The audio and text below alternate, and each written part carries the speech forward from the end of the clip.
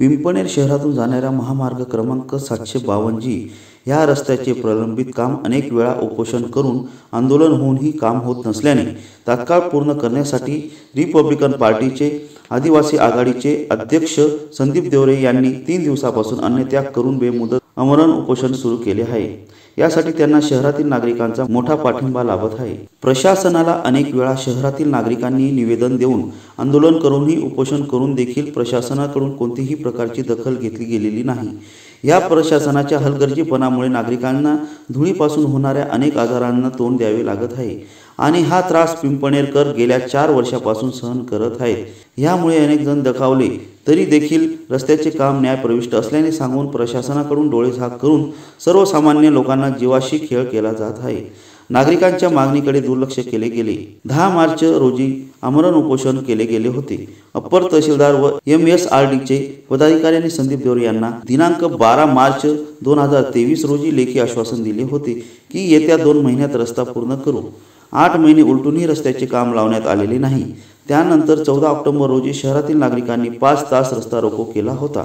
त्यावेळेसही प्रशासनातर्फे नागरिकांना लेखी आश्वासन देण्यात आले होते। अद्याप काम सुरू न झाल्याने शेवटी लोकांची मागणी व विस्कळीत होत असलेल्या जनजीवनाला योग्य ती घडी बसावी म्हणून रिपब्लिकन पार्टीचे आदिवासी आघाडीचे राज्य अध्यक्ष संदीप हिम्मत देवरे हे दुसऱ्यांदा बेमुदत अन्नत्याग उपोषण करत आहेत। रस्ता डिस्पोज न करता जोपर्यंत न्यायप्रविष्ट भाग सोडून इतर रस्त्याचे कामाला सुरुवात होणार नाही तोपर्यंत आता माघार नाही। काही समस्या निर्माण झाल्यास प्रशासन जबाबदार राहील असे यावेळी त्यांनी सांगितले। पिंपणेरकरांचा रस्त्याबद्दलचा जिव्हाळ्याचा प्रश्न असल्याने यावेळी शहरातील मोठ्या संख्येने ग्रामस्थांनी त्यांना पाठिंबा दर्शविला आहे।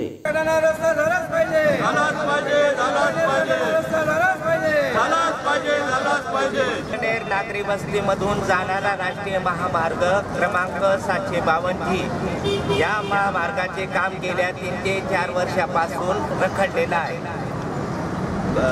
तरी गेल्या 10 मार्च 2024 रोजी मी आमरण उपोषण केले असता महाराष्ट्र राज्य रस्ते विकास महामंडळ मर्यादित सीमित कार्यालय नाशिक येथील अधीक्षक अभियंता सौ पवार मॅडम आणि कार्यकारी अभियंता सौ दळवी मॅडम यांच्या आदेशान्वये दिनांक 12/3/2024 दुपारी 2 वाजता उप अभियंता श्री वानखेडे व कदम हे पिंपणेर या उपोषणस्थळी घेऊन लेखी स्वरूपात आश्वासन दिले की एप्रिल महिन्याच्या अखेरीस डांबरीकरण करून दिले जाईल। परंतु फक्त उपोषण मागे घेण्यासाठीच त्यांनी मला खोटं आश्वासन दिलं। त्या आश्वासनाचा जाब विचारण्यासाठी पिंपणेर नागरिकांना धूळमुक्त करण्यासाठी अजून एक बार मी उपोषणासाठी या ठिकाणी बसलो। आज पिंपणेर शहरामध्ये शासकीय जो कार्यक्रम होता त्या ठिकाणी सर्व वरिष्ठ अधिकारी आले, जिल्ह्याचे पालक जिल्हा अधिकारी हे देखील आले। परंतु जिल्हाधिकारी यांनी आपली भूमिका या उपोषणस्थळी न भेट देता चोर वाटेने का त्या शासकीय कार्यक्रमाच्या ठिकाणी गेले, का त्यांना काही गैर वाटत होतं का या पिंपणेर नागरी वस्तीमधून जाण्यासाठी, का कोणाचा दबाव होता त्यांच्यावर, हा प्रश्न माझा जिल्हाधिकारी महोदयांना आहे। आणि माझी एकच शासनाकडे जिल्हाधिकारी महोदयांकडे आणि रस्ते विकास महामंडळाकडे एकच मागणी आहे की रस्त्याचं काम जोपर्यंत होत नाही सुरू तोपर्यंत मी उठणार नाही। ही आरपारची लढाई आहे आणि पिंपणेरकर सर्व नागरिकांना एक जाहीर आवाहन करतो की त्यांनी उपोषणास मला पाठिंबा द्यावा, माझ्या संगती यावं म्हणजे जेणेकरून हे रस्त्याचं काम सुरू होईल।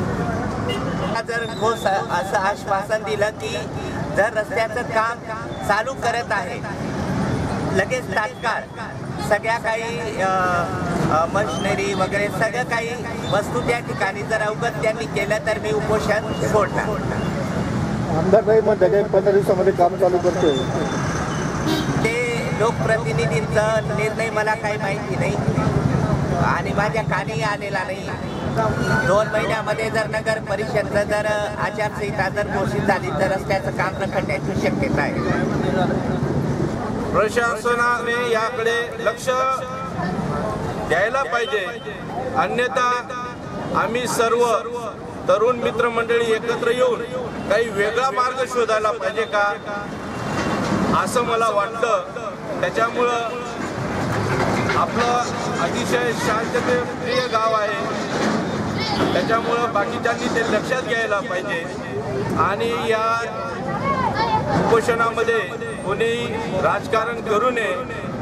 याच्यात फक्त आपल्या गावाचा विकासाचा मुद्दा आहे, त्याच्यामुळे सर्वांनी येऊन इथं सपोर्ट करावा हीच माझी विनंती आहे.